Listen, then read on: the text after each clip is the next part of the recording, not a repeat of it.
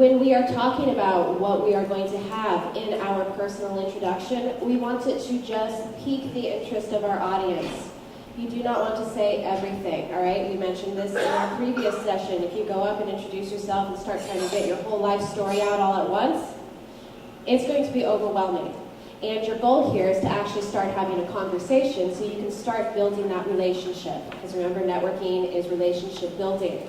So you want to leave some content on the table. Some of that content is going to come out in the follow-up questions that happen naturally in a conversation. 30 seconds, here is another stat for you. So after about 30 seconds of talking, you'll notice someone's eyes glaze over. You'll notice them like looking around the room, thinking, how can I escape? All right, so that is the point at which you totally lose someone's interest.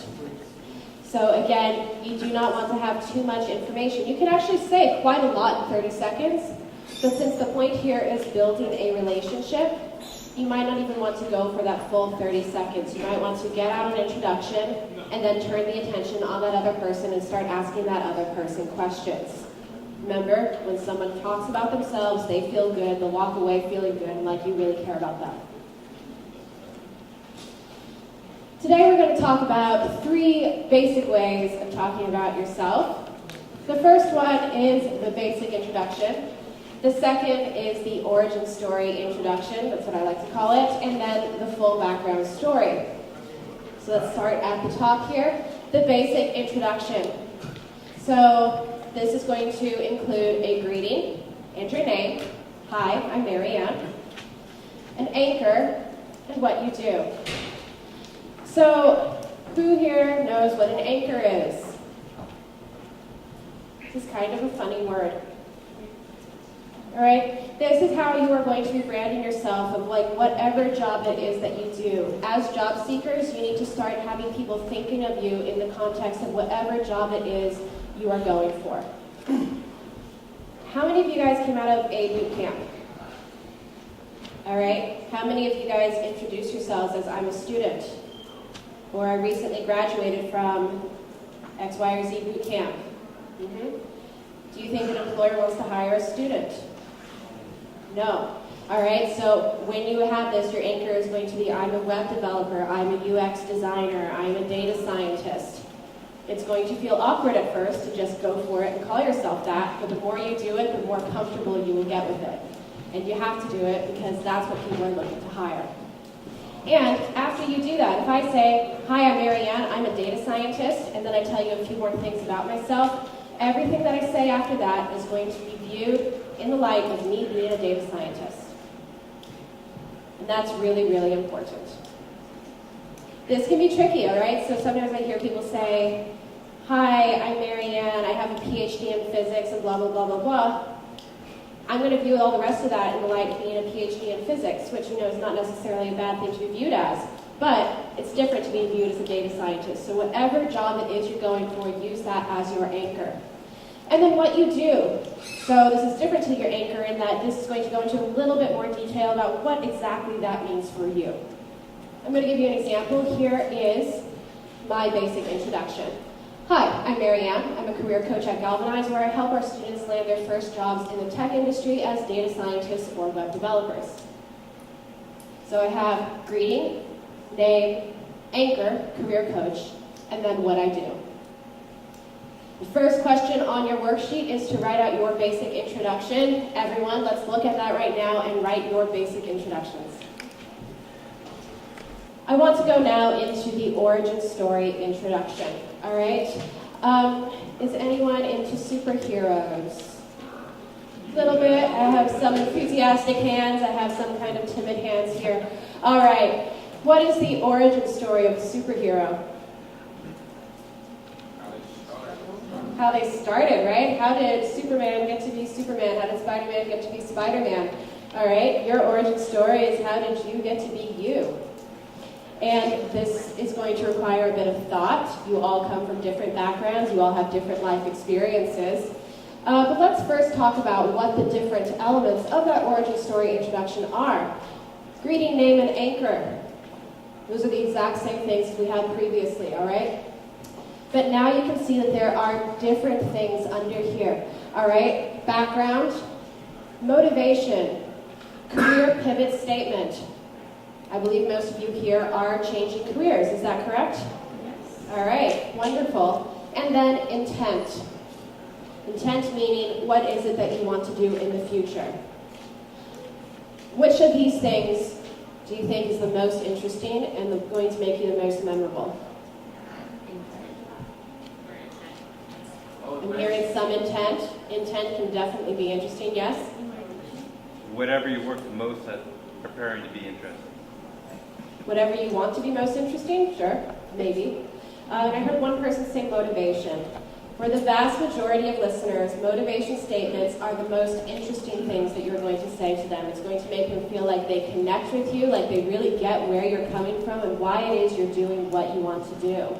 It's that passion you were talking about, right? It's that passion thing I was talking about, absolutely. All right, wonderful. So we are going to spend some time reflecting on what it is that makes you, you. You're going to notice that on this worksheet I have a lot of questions here.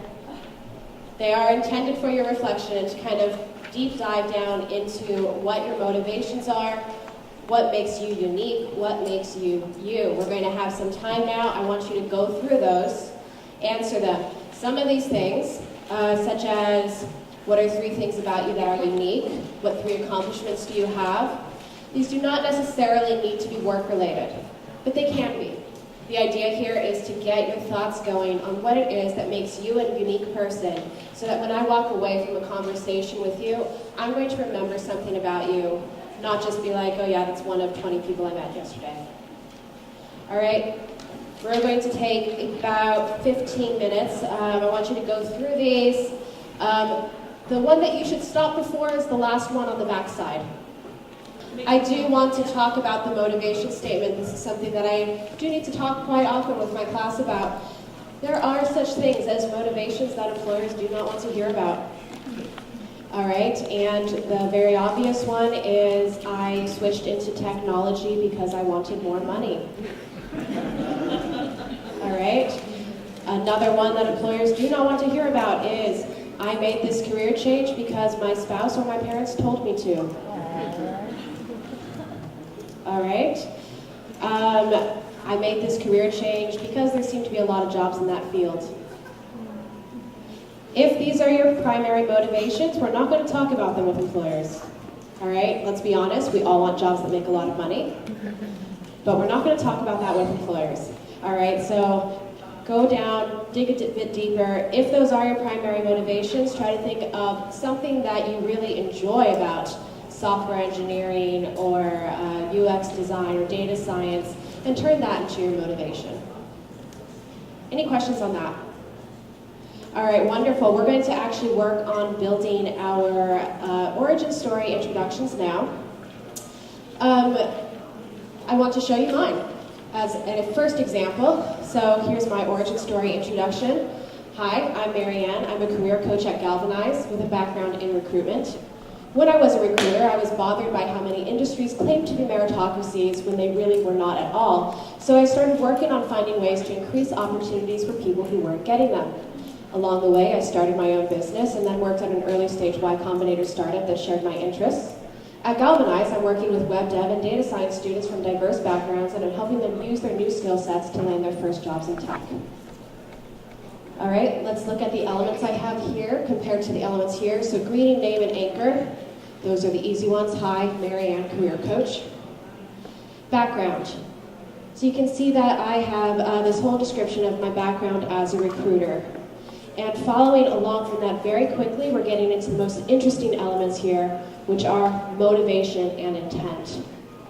All right, so my motivation was I saw that these industries that wanted to be meritocracies were not. I wanted to try to get more opportunities for people who didn't have them. That's why I went this direction that I went in. And my intent is to be working with the students at Galvanize to help them break into the tech industry. Do you see how I have those elements? All right, wonderful. What I have here is a template. You do not need to use this template, but you do need to be hitting these points in your origin story introduction. All right, so take a few minutes now and start writing out your origin story. One of the most common questions you'll get asked in an interview is this very vague, tell me about yourself. So when someone asks you that question, they do not want to hear your whole life story. What they want to hear are all the relevant bits that led you to this company, to this job. This is going to be those kinds of relevant bits. And you're going to have enough personal stuff in there that the company's going to feel like they're getting to know you. You will also use this in a networking situation. It's just going to look slightly different. All right, so we talked about that basic introduction. Usually when you walk up to someone and you say hello for the first time, it's going to be the basic introduction. But in that conversation, you're going to have one basic introduction, another basic introduction, and then, oh, tell me more, or tell me about yourself, and then suddenly it's like you're in that same interview situation where you want to tell them the things about you that brought you here today, that are making you interested in this kind of role. Why are you talking to this person? That's going to be your origin story introduction. Yes? If you have your origin story introduction sort of ready to go, and the same person happens to hear the same story more than once, does that creep them out? You mean the same story from you Like more the than same once? story, like, I blah, blah, blah, blah, and then you tell the same blah, blah, blah, blah story, almost verbatim, like because you memorized because you're nervous? Okay, so it's very obvious when it's totally memorized. All right?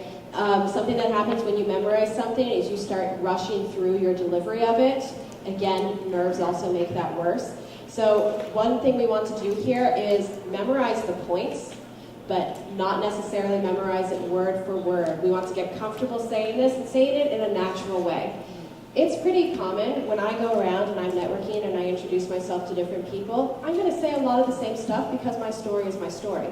My story doesn't drastically change from one person to the next, and that's okay.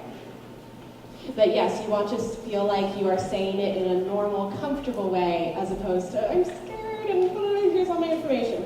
All right, so that's why we are going to be practicing this today. Any other questions? We're not going to practice now, but we will be practicing very soon. Yes.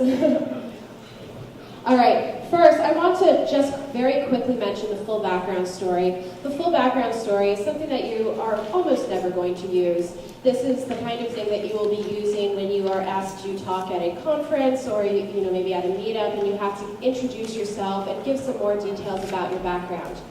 The reason I'm bringing it up here is because there are elements of the full background story that you might get asked as follow-up questions, either in an interview situation or in a networking situation. And these are the kinds of questions that you should be ready to respond to. You'll notice that a lot of these are very similar to the questions you had on your worksheets.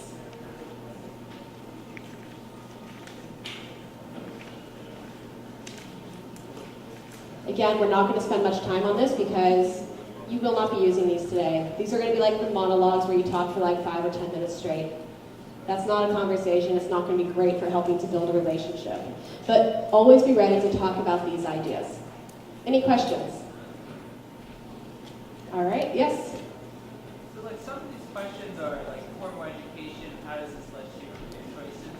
What if you're like very like new into tech and like you're very like just got out of these situations? And these are probably going to be influenced in your origin story. Right, so not all of these questions will apply to every person, right? But you all have your own story. Maybe you had a formal education, and that formal education is something that led directly into technology as a career. Maybe your formal education was something that has nothing at all to do with technology or any career. My formal education is in Russian literature and Latin. There are 0 career paths associated with those things. All right? That's part of my story, though, and how I came from that into technology and into career coaching is a story I can tell. Maybe you don't have a formal education beyond high school, and that's also okay. That's part of your story. So you should be able to talk about those things and how they relate to who you are today and why you are here today. Any other questions? All right. I want to talk a little bit about body language, because this is super important, and one of the easiest ways to give away if you are nervous in a situation is through your body language. And remember that stat way at the beginning of this, where we talked about you're making that first impression in 7 seconds. A lot of that is going to be body language. Let's shout out what things are important for body language. Eye contact, this is a very big one. All right, what makes good eye contact? Not so much, not too little. Not too much, not too little, all right? If I stare at you with really wide eyes and I never ever blink, you're gonna start to feel a little bit creeped out after a while, all right? Yeah, okay? Also, if I stare totally off in another direction, you're not gonna feel like I'm very engaged with you. A big tip here is to keep blinking on a regular basis, which I know is a funny thing to say, but when you are in a situation where you feel like someone is staring at you too hard, it's usually actually that they're not blinking enough. All right. Any other questions on eye contact? Because that is an excellent one and that's really good. What else? It's on the projector. Good, yes. You can take some cues from this. What's one of the other ones up there? Posture. Posture, wonderful. What makes good posture? Standing up straight. All right. One thing that not a lot of people think about is putting all of your weight onto one foot. All right. This is not going to be good posture. This makes you look unstable. This makes you look like you are secretly really unsure of yourself. So try to distribute that weight evenly onto 2 feet. That's really important. What do you do with your hands? Natural gestures, but what do we mean by natural gestures? Because natural gestures are different for everyone. If I'm a big hand gesture person, I want my hand gestures to stay below chin level. My hand gestures are going up here, I'm suddenly really distracting. Right? Another thing, all right, that research has been done on is when you have open hand gestures like this, palms up, makes people feel more like you are friendly and they are going to be receptive to you. Palms down, more like you are antagonistic. Pointing fingers, super antagonistic. Keep all of that in mind.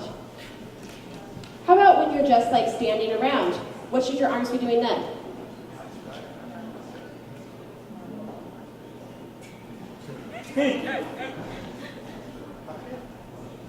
Casually at your side is generally the best thing. All right? Can I have one brave volunteer to do handshakes? Awesome, please come up. All right, when someone is going to shake your hand, you want to be giving equal pressure. All right, if you are much looser than them, they're going to feel weird and you're floppy. If you're much stronger, it feels like you're dominating. Also, always go up with the straight hand. This is super important. If I go up and I shake your hand like this, I'm dominating you. And people don't like that. It makes them feel very uncomfortable. If I come up from the bottom, I'm being dominated. Similarly, it makes everyone uncomfortable. So the straight hand, come at it and give equal pressure.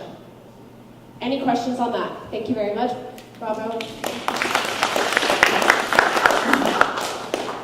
All right, wonderful. It's now going to be time to practice our origin story introductions. I want you to get up and find a different partner than you worked with previously. I want you to go up, introduce yourself. It's going to probably be basic introduction at first with a handshake and a smile. I also have smiling up here. It's super important. It makes people feel like they're connecting with you. And then tell me more about yourself. And then we're going to get into the basic the origin story introduction details. You can put the template back up here, sure. All right, everyone, up and let's find a partner. Start practicing in the mirror, all right? It gets easier the more you use it, and it's something that, especially in an interviewing situation, is going to really help you. All right, fantastic. Really lovely working with you all today. I'm going to hand you off back to Tomas, and he's going to be taking you forward.